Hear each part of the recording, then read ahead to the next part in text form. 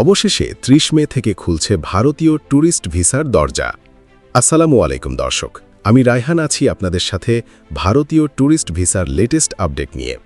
ভারতীয় tourist visa প্রত্যাশীদের জন্য অবশেষে বিরাট সুখবরের আভাস পাওয়া যাচ্ছে, যা আপনাদের সবার মনে একটি নতুন আশার সঞ্চার করবে। দীর্ঘদিন ধরে ভারতীয় ট্যুরিস্ট ভিসার জন্য অধীর আগ্রহে অপেক্ষা করে আছেন অসংখ্য বাংলাদেশি নাগরিক, এবং আপনাদের সবার জন্যই কিন্তু চলে এসেছে একটি বড় আপডেট এবং একটি স্বস্তিদায়ক সুখবর। ভারত সরকার বাংলাদেশিদের জন্য স্বল্পমেয়াদী ৯০ দিনের ট্যুরিস্ট ভিসা বা ভ্রমণ ভিসা চালুর বিষয়ে ইতিবাচক চিন্তাভাবনা করছে বলে বিভিন্ন নির্ভরযোগ্য মাধ্যম এবং কূটনৈতিক সূত্র থেকে শোনা যাচ্ছে।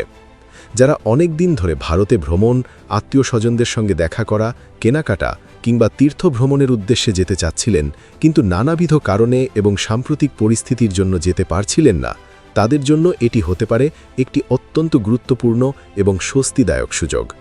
আমরা জানি এই খবরের জন্য আপনারা কতটা উন্মুখ হয়েছিলেন, এবং আজকের এই ভিডিওতে আমরা এই বিষয়টি নিয়েই একেবারে পুঙ্খানুপুঙ্খ আলোচনা করব। তবে মূল আলোচনায় যাওয়ার আগে আপনাদেরকে প্রথমেই একটি বিশেষ এবং বিনীত অনুরোধ করব। আপনারা যারা আমাদের নিয়মিত দর্শক, তারা কিন্তু কন্টিনিউ জানেন এবং খেয়াল করেছেন যে আমরা এই চ্যানেলে ভারতীয় ভিসা রিলেটেড সব ধরনের গুরুত্বপূর্ণ আপডেট, নতুন নিয়মকানুন এবং সঠিক তথ্যগুলো সর্বপ্রথম আপনাদের সামনে তুলে ধরার চেষ্টা করি। আমাদের মূল লক্ষ্য হল আপনাদেরকে একদম সঠিক এবং বস্তুনিষ্ঠ আপডেটগুলো প্রোভাইড করা, যাতে আপনারা কোনোভাবেই প্রতারিত না হন। সেজন্য আপনাদের কাছে আমাদের বিনীত অনুরোধ, প্লিজ আমাদের এই চ্যানেলটিকে সাবস্ক্রাইব করুন এবং পাশে থাকা বেল আইকনটি অলে ক্লিক করে রাখুন। আপনারা জানেন যে আমরা কিন্তু আপনাদের কাছে শুধুমাত্র এই ছোট্ট অনুরোধটুকুই করে থাকি, কারণ আপনাদের সাপোর্ট পেলে আমরা আরও ভালো কাজ করার অনুপ্রেরণা পাই। তো চলুন কথা আর না বাড়িয়ে সরাসরি চলে যাব ভিডিওর একদম মূল আলোচনায় এবং জেনে নেব পুরো বিষয়টি। আপনারা সবাই খুব ভালোভাবে জানেন যে ভারত ও বাংলাদেশের মধ্যে রয়েছে দীর্ঘদিনের এক ঐতিহাসিক এবং বন্ধুত্বপূর্ণ সম্পর্ক। দুই দেশের মানুষের মধ্যে ভাষা, সংস্কৃতি এবং আত্মীয়তার এক নিবিড় বন্ধন রয়েছে, যা শত শত বছর ধরে অটুট রয়েছে। প্রতিদিন হাজার হাজার মানুষ চিকিৎসা, ব্যবসা, শিক্ষা এবং ভ্রমণের উদ্দেশ্যে সীমান্ত পার হয়ে থাকেন। কেউ যান উন্নত চিকিৎসার আশায়, কেউ যান ব্যবসার কাজে, আবার কেউ বা যান ছুটির দিনগুলোতে একটু ঘুরে আসতে। দুই দেশের মানুষের এই ব্যাপক যাতায়াতের চাহিদা এবং বর্তমান পরিস্থিতির উন্নতির বিষয়টি বিবেচনা করেই কিন্তু ভিসা সংক্রান্ত নতুন এই সিদ্ধান্তগুলো নেওয়া হচ্ছে বলে আমরা বিভিন্ন সূত্র থেকে জানতে পেরেছি। দুই দেশের অর্থনীতি এবং পর্যটন খাতের উন্নয়নেও এই যাতায়াত একটি বিশাল ভূমিকা পালন করে থাকে। এখন আপনাদের মনে নিশ্চয়ই অনেকগুলো প্রশ্ন ঘুরপাক খাচ্ছে। এই ৯০ দিনের ট্যুরিস্ট ভিসা আসলে কতদিনের জন্য দেওয়া হবে? কারা কারা এই ভিসা পাবেন? কিভাবে আপনারা এই ভিসার জন্য আবেদন করতে পারবেন? এবং সবথেকে গুরুত্বপূর্ণ বিষয় হল, আবেদন করার জন্য আপনাদের কি কি কাগজপত্র বা ডকুমেন্টস লাগবে। আজকের এই ভিডিওতে আমি এই প্রতিটি বিষয় নিয়েই একদম বিস্তারিতভাবে আপনাদেরকে জানাবো। সেজন্য ভিডিওটি স্কিপ না করে অবশ্যই কন্টিনিউ স্টেপ বাই স্টেপ দেখতে থাকুন, কারণ একটি ছোট তথ্য মিস করলে আপনার ভিসা আবেদনটি বাতিল হয়ে যেতে পারে এবং আপনার মূল্যবান সময় ও অর্থের অপচয় হতে পারে। প্রথমেই জানিয়ে রাখি এই ভিসার মেয়াদের বিষয়টি নিয়ে যে ধোঁয়াশা রয়েছে সেটি সম্পর্কে।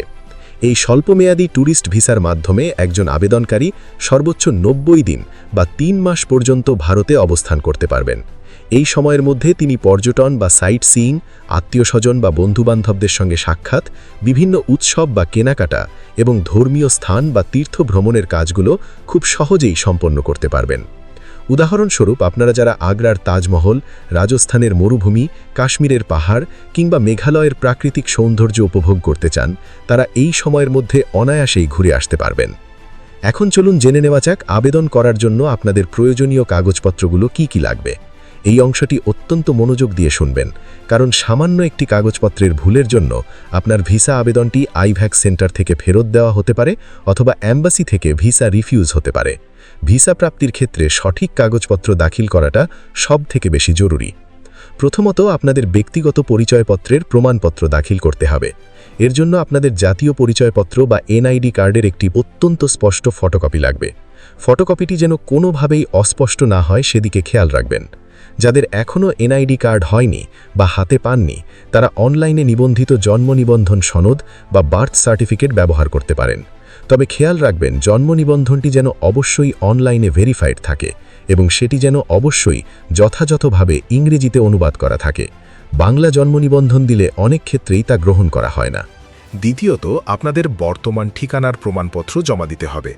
আপনি বর্তমানে যেখানে বসবাস করছেন সেই ঠিকানার প্রমাণ হিসেবে সাম্প্রতিক সময়ের বিদ্যুৎ বিল, গ্যাস বিল বা পানির বিলের কপি কিন্তু লাগতে পারে।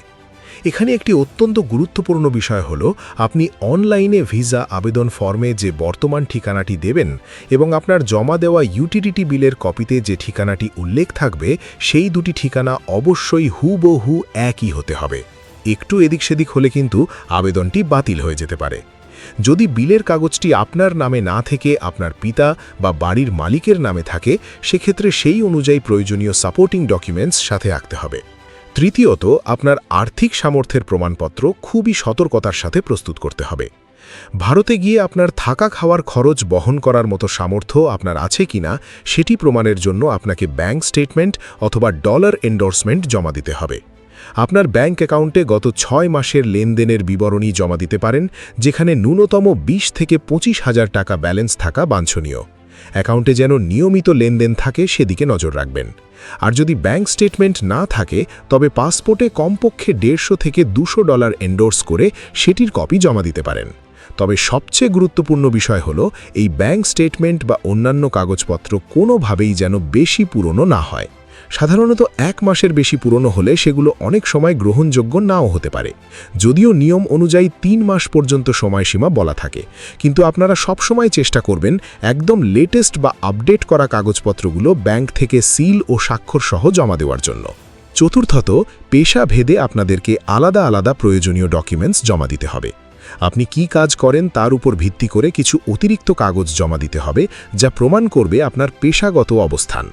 চাকরিজীবীদের জন্য তাদের নিজ নিজ অফিস থেকে নেওয়া নো অবজেকশন সার্টিফিকেট বা এনওসি এবং অফিসের আইডি কার্ডের ফটোকপি লাগবে। এনওসি অবশ্যই কোম্পানির নিজস্ব প্যাডে হতে হবে।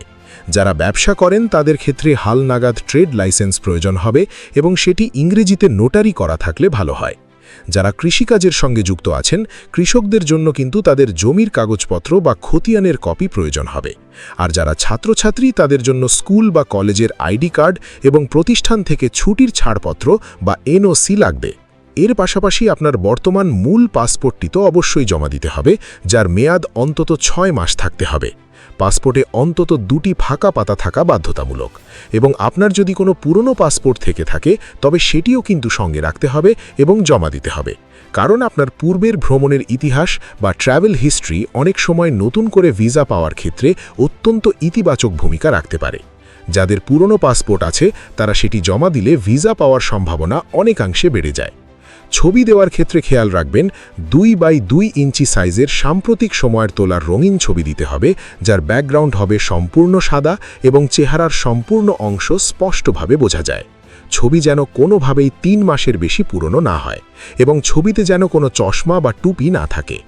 এই সব কাগজপত্র সঠিকভাবে প্রস্তুত করার পর আপনাকে সরাসরি ভারতীয় ভিসার যে অফিসিয়াল ওয়েবসাইট রয়েছে সেখানে গিয়ে খুব সতর্কতার সাথে আবেদন ফর্মটি পূরণ করতে হবে। ফর্ম পূরণ করার সময় নিজের নাম, জন্ম তারিখ এবং পাসপোর্টের নম্বর যেন বিন্দুমাত্র ভুল না হয় সেটি কয়েকবার চেক করে নেবেন।